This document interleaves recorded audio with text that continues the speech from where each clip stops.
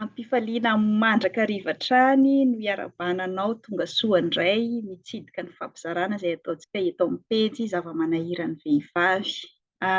Feno iray volana androany raha tany amin'ny atsasaky ny volana juin tamin'ny fetin'ny iray no nosokafana ny pejy dia efa ety amin'ny atsasatsasaky ny volana jolay indray antsika izao feno iray volana izany raha eo amin'ny iray volana eo izay no nosokafan'ny pejy dia ankoatra ny fizarana ny zava-manahirana voalohany eto amin'ny pejy dia ezahana atao moa izany raha tratra isam-bolana ny mba manao tombana isam-bolana ny pejy izany hoe ny tombana voalohany moa izany dia ny fisaorana anareo tsirairay avy tonga nitsidika sy nandray anjara tato amin'ny pejy satria tena zava-dehibe loatra indrindra moa ho anahy manokana za tena mahatsapa hoe tsy vitan'olona anankiray izany fijerena vahaolana fitondrana fanatsarana kokoa ny fiainan'ny vehivavy izany fa hatreto izany aloha dia ny pejy ny page Facebook zava-manahirana vehivavy no plateforme mba hitako hoe azontsika hifanampiana hifampizarana ny zava-manahirana vehivavy mba ho fampandrosoana ny vehivavy ka noho izany dia tena zava-dehibe loatra ianareo rehetrarehetra izay mpanaraka ny pejy. Tena ataoko fananiana mihitsy moa sokafana amintsika eto ny pejy izarana hoe sy ankasitrahako anareo 10 izany tao anatin'izay iray volana izay ianareo no mpanaraka ny pejy tsy ho voatonoko tsirairay fa angamba dia filevako tsotsotra eto fotsiny hoe iza daholo nareo ireo raha ny satroko dia tena nanantona anareo tsirairay avy mihitsy dia nitondra fankasitrahana tena hoe mankasitraka anareo vonona hiaraka hifanampy hiaraka hitady vahaolana ho an'ny vehivavy ato anatin'ny pejy satria tsy vitan'olona rery tsy vitan'ny vehivavy samy rery ary tsy vitan'olona vitsivitsy izany hoe fitadiavana vahaolana ho an'ny vehivavy izany satria tena betsaka loatra ary araka ny fampizarana izay niezahana ny fampizarana tao anatin'izay iray volana izay moa isaorana manokana sy ankasitrahana Meta sy pasteur gasy ary ilay vehivavy anankiray anonima izay nizara sahady izay traikefa sy izay tantaram-piainany ampahany tantaram-piainany izay entiny hanasoavana ny vehivavy dia isaorana koa ianareo izay nandefa hafatra manokana nandefa MP nifampiresaka misaotra anareo fifampitokisana sahady satria raha izany iray volana izany tena mbola zavatra vaovao tanteraka nefa dia nisy ianareo nefa tsy nihafahafa sahady nitondra teny fankasitrahana nitondra teny fampaherezana indrindra ny fampizara sahady ny zava-manahirana misy moa no niezahana ny fampiresahana teny fotsiny fa tsy ho aseho eto amin'ny pejy fa androany kosa dia ramatoa anankiray izany no nanaiko hoe ho zaraina eto amin'ny pejy ny olana satria raha ny fampiresahanay amin'ny rahavavy mianaka dia hitanay izany hoe mety hahita vahaolana tsaratsara kokoa raha tena avoaka eto amin'ny pejy ilay olana satria tsy voavahanay amin'ny rahavavy samy rery izany ilay zava-manahirana azy ka ho zaraiko izay fa mialohan'izay dia tiako hamafisina isan'ny nampahery sy nampirisika hanokatra an'ity pejy ity ny faharesen-dahatrako tamin'ity tantara anankiray ao amin'ny baiboly ity izay amin'ny fiangonana izay misy anahy ity moa izany amin'izao mitovitovy amin'ny ataonay fitsika any Madagasikara dia misy thème anankiray izahana velabelarina anatin'ny feim-potoana anatin'ny taom-piangonana anankiray dia mahakasika an'ity tantarany mpinamana maromaro izay nitondra namana anankiray marary paralysé ity teo amin'ny mpanasitrana no isan'ny sery na fampianarana toriteny hitako hoe nahavonjy anakahy izany ka tiako mba ho zaraina amintsika koa eto amin'ny pejy ary tomako atsika mba izay no ataontsika eto amin'ny pejy. Raha fitiniko izany ny lesona voaraiko tao anatin'izay fampianarana izay dia izao hoe samy mandray zoron-damba samy mifanampy tanana marobe nisy ezaka be dia be natao niakatra tany ambony tafo nitondra an'ilay lamba raha jerentsika tsara io sary zaraiko aminareo io dia misy tanana maromaro mitazona an'ilay lamba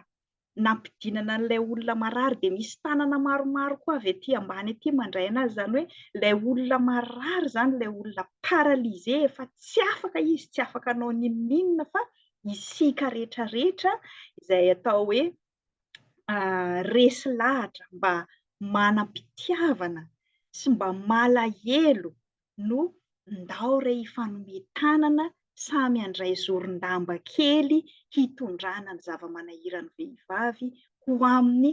tena mpamaha tokoa ny zava-manahirana. Isika rehetrarehetra zany mba tsy hanao hoe tsy mahazo zoron-dambanay zany, fa andao mba samy haka zoron-damba kely tahaka an'io amin'ny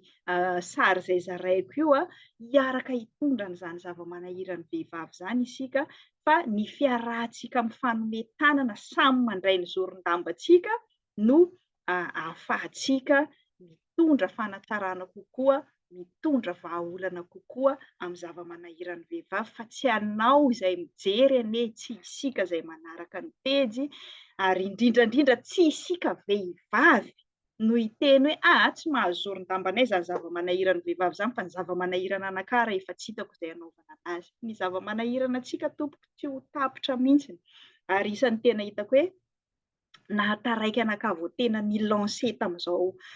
fanokafana ny pejy izao, ny mbola fieritreretana zara mbola zao ny olako ary mbola zao ka aiza ny hijereko ny olantsika tompoko. Hozy Jesosy zay ho antsika kristianina manala anazy tsara hoe ny mahantra sy ny malahelo sy ny zava-manahirana dia ho eto amintsika mandrakariva, fa tsy izany ny ataontsika sakana tsy hanampintsika ny hafa, tsy hifanomezantsika tanana mba hamahantsika ny olan'ny vehivavy izay mitovy amintsika, indrindra moa tsika vehivavy. Isaorana koa nareo lehilahy satria tsy ho voavahan'ny vehivavy samy rery, averimberiko foana izay ny zava-manahirana vehivavy, fa isika rehetra mifanometanana tahaka an'izao amin'ny sary izao no hiara hitondra izay mavesatra, hiaraka hitady vahaolana, hanao ezaka, tena nanao ezaka reto namany ity marary ny paralysisa ity samy nandray zorozoron-dambany kely teny mba miara nitondra ilay olana hatreo amin'ny fahitana vahaolana. Dia izay koa zany mba sary kely tiako ifampizarantsika ato amin'ny pejy, satria indraindray isika no eo amin'ny toeran'io marary ny paralysisa io dia mba entin'ny olona, dia rehefa sitrana koa tsika dia mba anjarantsika indray koa no mitondra ny hafa koa mba handray fanatsanana, handray vahaolana. Ka ny olana hozaraintsika voalohany zany, zava-manahirana vehivavy voalohany hozaraintsika eto amin'ny pejy dia ny olana ity ramatoa anankiray mpiasa-piangonana moa izy ity araka ny hitantsika amin'io sary io, dia nandalo accident zany izy, tsy hoe voateraka izy dia tsy afaka nandeha, fa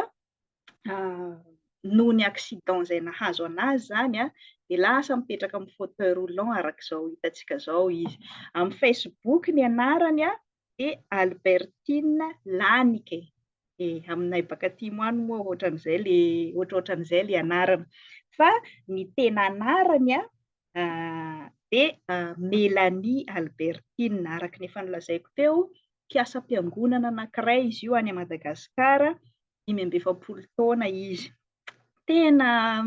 rehefa nifampiresaka zay dia tena nalahelo, tena vaky mihitsy ny foko rehefa nifampiresaka naharitra tamin'ny messenger moa zahay, dia hoy izaho hoe mety aminao ve raha zaraintsika ao amin'ny pejy ilay zava-manahirana anao dia hitadiavantsika vahaolana. Raha ny satriny moa dia izy tompony no mizara anazy, izay koa no faniriako sy angatahako an'izay afaka manambara ny tenany sy milaza ny olana, fa noho ny fahasarotany resaka connexion moa iarahantsika malala any Madagasikara dia napetrany amiko zany no mitondra an'ilay olana mba hiarahantsika mitady vahaolana eto amin'ny pejy. Zaho moa tena niezaka nanadiady farany izay azoko natao mihitsy dia ezaka hizara amintsika n'izay hoe information eritreretiko hoe essentiel tsara ho fantatra sy ny zava-manahirana anazy zany amin'izao fotoana izao. Araka ny efa nolazaiko teo, mpiasa-piangonana izy fa noho n'ilay accident izay nahazo anazy zany dia tsy afaka miasa intsony izy, ary vokatra an'io tsy fahafahany miasa intsony io sy ny fitsaboana tena izay tsy maintsy ataony dia tena mandalo zava-manahirana izy, tena mangataka tolo-tanana avy amintsika zany izy na aran-kevitra io indrindrandrindra moa raha misy afaka manolo-tanana ara-bola na ara-pitaovana anazy dia ankasitrahana sy isaorana hozaraiko ao amin'ny mesazy ao moa ny numero azahoana anazy dia isaorana mialohanao sahady izay afaka handray anjara, afaka manampy an'ity namantsika ity. Raha fitinina zany dia amin'ny maha-mpiasa-piangonana anazy dia tena nianatra teôlôjia ity ramatoa Albertine Mélanie moa ny fiantso anazy zany. Mélanie no Madame Mélanie zany no afaka ilazantsika anazy. I Madame Mélanie dia rehefa afaka baka izy dia ny fanirian'ny ray aman-dreniny dia nianatra droit. Efa nanao première année-na droit izy teny amin'ny université fa rehefa resy lahatra niantson'Andriamanitra tao anatiny izy dia navelany ny fianarana na dia tena nanohitra an'izany aza ny ray aman-dreniny ary tena nalahelo ny ainako mihitsiny koa zany tsapako ilay izy dia nanao première année en droit zany izy fa no niantson'Andriamanitra izay nivaivay tao anatiny dia navelany ny fianarana teny amin'ny université dia lasa izy nandeha nianatra teôlôjia nanomboka tamin'ny taona 2017 izy no nianatra teôlôjia voalohany nianatra mba ho tonga katekista moa zany izy ho mpiasa-piangonana tamin'izay satria talohan'io fotoana io zany mbola tsy azo atao ny avy dia fa hoe mianatra teôlôjia alohan'ny mianatra n'ilay fianarana eny amin'ny sekoly biblika ilay maha-katekista araka ny fanazavany dia nianatra 2 taona zany aloha izy tany amin'ny sekoly biblika dia nanao katekista fa ny zava-misy moa zany matetika rahantsika mahita ny fahasahiran'ny fiangonana Madagasikara betsaka ny mpiasa-piangonana tsy mandray karama mihitsy fa dia miasa tsitrapo indrindrandrindra moa amin'ny maha-vehivavy anazy io dia tena isan'ny efa sahirana zany ny fiangonana be dia be ny mpiasa-piangonana lehilahy tsy mandray karama fa isan'ny tena vao maika tsy dia hanaovan'ny fiangonana ezaka loatra raha ohatra ka vehivavy ilay mpiasa-piangonana dia niasa tsitrapo teny izy rehefa vita ny fianarany. Nandritra ny 4 taona izy niasa dia rehefa avy eo moa izy nanapa-kevitra nanohy fianarana teôlôjia lalindalina kokoa dia niverina nianatra indray zany izy nianatra teôlôjia izy nandritra ny 4 taona dia nahazo ny diplôme pastoral moa fa dia nanao ny asa-piangonana indray izy rehefa vita ilay fianarana zany hoe raha fitinina zany nandritra ny 9 taona no nianatra teôlôjia Mélanie dia rehefa vita ny fianarany teôlôjia moa dia nanao ny asa-piangonana izy fa tsy mba nandray karama tamin'izany asa-piangonana nataony izany, mbola tsy nisy ny olana tamin'io. Rehefa niasa nandritra ny 3 taona teo moa zany izy dia niverina nanao fianarana 9 volana indray nahazoana diplôma ambonimbony kokoa amin'ilay teôlôjia fa ny nampalahelo zany dia tsy mba nisy rafim-piangonana nanampy anazy mihitsy nandritra n'ireo fotoana fianarana ireo fa mpanompon'Andriamanitra io indray aloha dia tena asan'Andriamanitra mahagaga amin'ity fanaovana asan'Andriamanitra ity na dia tsisy rafitra mazava manohana azy dia nisy mpanompon'Andriamanitra nanohana anazy zany tamin'ny fianarana dia vita soamantsara moa ireo dia rehefa vita moa ny fianarana dia vita ny fanohanana dia manomboka miasa. Dia rehefa nanao ny asa-piangonana zany izy nanomboka tamin'ny taona 1979 dia tsy mba nandray karama zany izy fa nanao asa tsikapo ihany. Mbola tsy nisy olana teo satria nataony amin'ny finoana sy amin'ny fitiavana ny asan'Andriamanitra izay nataony fa en parallèle tamin'izay izy dia namboly ary izy moa zany tsy niteraka fa mitaiza zanakana fianakaviana 2 mianadahy no nitezahiny isan'ny fianakaviana sahirana iarahantsika malala any Madagasikara avy any amin'ny faritra atsimotsimo any ity ramatoa ity dia misy zanaka ny fianakaviany zany nalainy notezainy ampianariny ao aminy ao zany hoe manao ny asan'Andriamanitra tsy mandray karama izy niezaka ihany moa zany izy araka ny fitantarany mba nangataka tamin'ny fiangonana zany hoe mba ho jerenany amin'ny lafin'izay fa mbola tsy afaka ny fiangonana dia niezaka ihany izy zany sady miasa tany mamboly no mikarakara ny reto zanany mianadahy mampianatra anazy ireo zany. Sady manofa trano mazava ho azy, fa mbola tsy manana trano moa zany izy. De ny atombohan'ny zava-manahirana am'zay ary de tamin'ny taona 2014. Rehefa niasa tamin'ny fiangonana tao anatin'ny 8 taona tsy nandray karama izy de mbola tsy nampisy olana loatra teo aminy zay satria afaka niasa soamantsara izy namboly. Fa rehefa tratran'ny lozam-pifamoivoizana zany izy de voany tao amin'ny lamosiny teo am-perinasa izy zany no tratran'io lozam-piarakodia io de lasa tsy afaka nandeha intsony fa araka an'izao hitantsika zao de lasa mipetraka amin'ny chaise roulante izy. De nanomboka tamin'ny taona 2014 zany izy no tsy maintsy nitsabo tena de tsy afaka nanao an'le asam-piangonana intsony. Raha antsika mahita tsara any Madagasikara any fa nandalo scanner, analyse, ny fanafody sy ny sisa, lafo be zany rehetrarehetra zany de mba niezaka moa zany izy mba niangavy tamin'ny fiangonana hoe hatramin'izay tsy nampaninana de tsy nandray karama fa am'izao kosa mba tena anatin'ny fahasahiranana mba mangataka fanampiana de nirafitra moa tamin'izay fotoana zay tsy nisy azony natao satria sahirana koa ny fiangonana nefa tsy maintsy avy any atsimo izy no mipetraka de tsy maintsy miakatra tany Antananarivo izy tamin'izay nanao fitsaboana. De mbola noho ny fiasan'Andriamanitra ihany de nisy mpanompon'Andriamanitra manokana koa ao amin'ny fiangonana io ihany nandray an-tanana feno zany hoe inisiativan'ity mpanompon'Andriamanitra ity satria nirafitra ny fiangonana zany tsy afaka nanao fanampiana mivantana ho anazy de nanomboka tamin'ny taona 2014 zany izy ka hatramin'ny taona 2000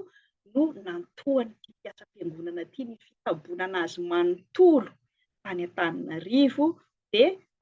tamin'izay fotoana zay koa moa tsy maintsy mbola sady mikarakara an'ireo zanan'ireo ihany izy satria tsy afaka nanaraka anazy tany ireo izy mianadahy zany de isaorana an'ity mpiasam-piangonana anankiray ity izay nanampy anazy tamin'ny fitsaboana tamin'ny fanafody. Fa tamin'ny taona 2012 am'izay ary tsy maintsy nody tany atsimo izy zany, tsy maintsy niverina tany iray mandeha satria nodimandry ny reniny izay niteraka azy de efa nihatsara zany le fahasalamany tao Antananarivo fa nohon'ity fahoriana ity izy de tsy maintsy nandeha niverina tany an-tanindrazana nandevina ny reniny niteraka azy de rahantsika mahita moa fa tao anatin'ny reny koa no nikatona ny lalana tonga ny Covid sy ny sisa de tsy afaka niverina intsony izy nanohy ny fitsaboana zany hoe ny kiné zany tsy maintsy mitohy ihany ny kinéthérapie ho an'izay olona mahafantatra an'ireny olona voan'ny accident reny zany de ampatanjahana tsikelikely ilay tongotra sy le lamosina izay voa tamin'le lozam-pifamoivoizana zany. De amin'izao fotoana izao no mahatonga anazy nahatonga n'ity olana ity naharesy lahatra anakah koa ny hizara anazy eto amintsika de tena mandalo fahasahiranana ity rahavavy anabavintsika ity satria ny fitsaboana zany tao anatin'izay fotoana lavabe izay de nitohy. Ary amin'izao fotoana izao moa tsy afaka niverina nitsabo any Antananarivo intsony izy fa mitsabo tena any Morondava indray de tapaka ny traitement satria ny samy sahirana moa zany tsika rehetra tsy hifanomezan-tsiny koa io tapaka ny fanampiana anazy ny fianaran'ireo zanan'ireo lasa mety ho tapaka koa ho avy ny fidiran'ny mpianatra ka izay no isan'ny hizarana ny olan'ity vehivavy namantsika ity zany eto amintsika tsirairay avy. Ny tena nian'ny tombo zany ilay aretina satria raha efa nanomboka fa nandeha sy nitsangana zany izy raha nitohy ny fitsaboana tany Antananarivo de rehefa niverina nody sy manohy ny fitsaboana any Morondava amin'izao izy de tapaka nisy fahatapahana zany ilay fihinanana an'ilay fanafody sy ilay fanaovana an'ilay kiné satria lany ny teo am-pelantanana izay teo am-pelantanana ihany moa zany no niezahany namelomany ankohonany ankoatra ny fanampiana anazy teo amin'ny fanafody nefa tsy afaka nitohy ny asa koa izy de izay no antony hizarantsika ny olana eto zany mangataka amintsika mangataka ho an'izay afaka manome moa indrindrandrindra isan'ny ilainy amin'ny fanaovany kiné zany reny tricycle bisikileta tricycle reny manetsiketsika ny tongony mba hanamora kokoa an'ilay fitsaboana ary vidianana an'ilay fanafody maromaro ihany ny fampiresahanay zany ireo olona nanampy anazy tao anatin'izany fotoana lavabe izany, fa amin'izao fotoana izao moa izany dia zaraintsika eto amin'ny pejy ity olana ity ho antsika rehetrarehetra izay afaka manampy na any Madagasikara na ivelan'i Madagasikara izay mahita an'izao olana izao mba handray anjara antsika. Alefako eo ny numéroany ho an'izay afaka mandefa mivantana, fa afaka antsoina koa izy raha ohatra ka misy an'ireo ohatra bisikileta, tricycle izay ilainy izay moa izany, na fanafody, afaka hanampiana anazy izany amin'ny fanohizan'ny fitsaboany. Ary indrindra indrindra ho avy izao ny fidiran'ny mpianatra, ilay zanany lahy 14 taona,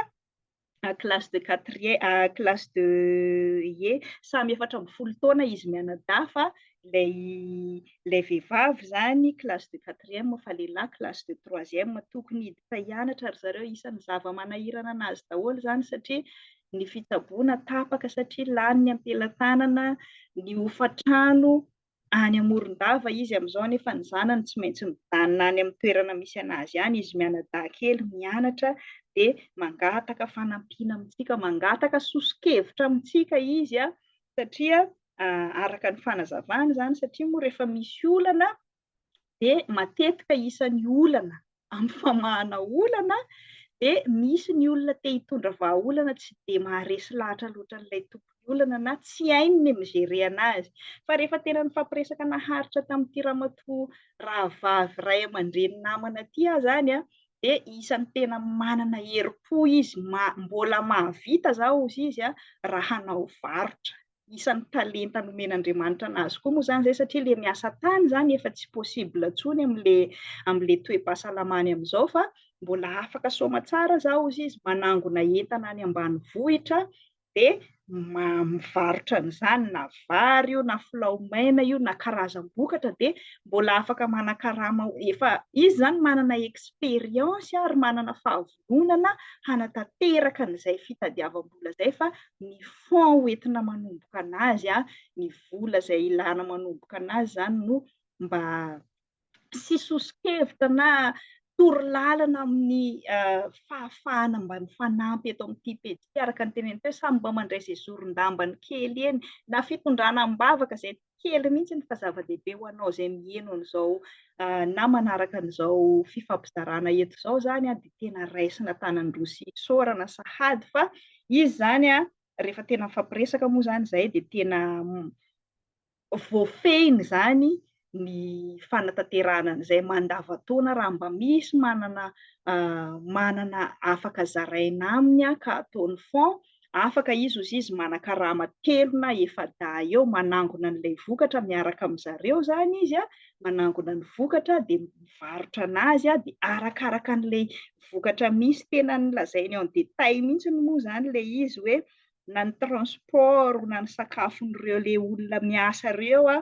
na ilay vokatra ho amidy misy amin'ny fotoanany vary izany dia vary no atao. Rehefa tonga indray ny tsy fisian'ny vary, ohatra fa filao maina sy ny voamaina, izany hoe tsy resaka hoe fangatahana fotsiny amin'izao tsy maro-potitra izany ilay projeny, fa ny fampiresahana en détail tsara moa ilay izy, hitako hoe zavatra faisable tsara ary tsy nataony sakana mihitsy ny hoe mbola sady anatin'ny fitsaboana izy, mbola manohy ny kiné, fa hitany hoe vitany izany izay raha mba afaka mifanampy antsika eto amin'izao pejy izao mitondra vahaolana ho azy. Dia manan-tena sahady izany ho antsika voalohany izany ilay tricycle no ilainy amin'ny resaka kiné mba hiverenany tongony handeha soma tsara indray sy ny ao amin'ny lamosiny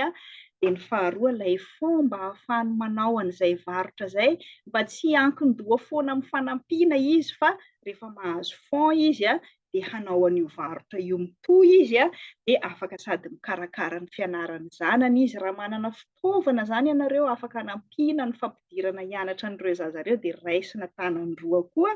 fa